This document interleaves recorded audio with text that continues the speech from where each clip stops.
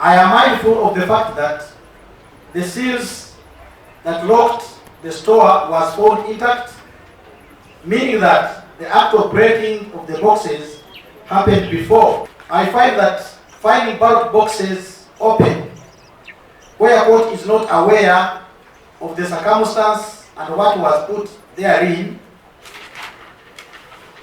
I find that a recount cannot go ahead as the purpose is frustrated.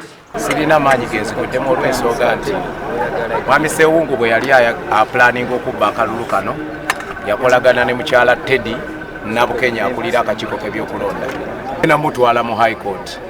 Ndowooza omusango tegujja kutwala myezi 3 kuba kati amateeka gakyukamu.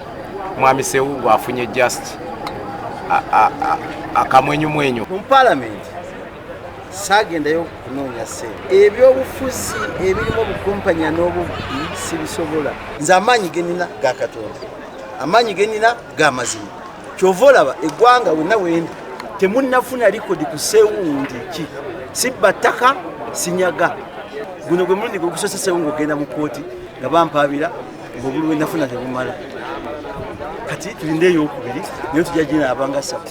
Download the app on App Store or Google Play Store now. Vision Digital Experience, the future of media.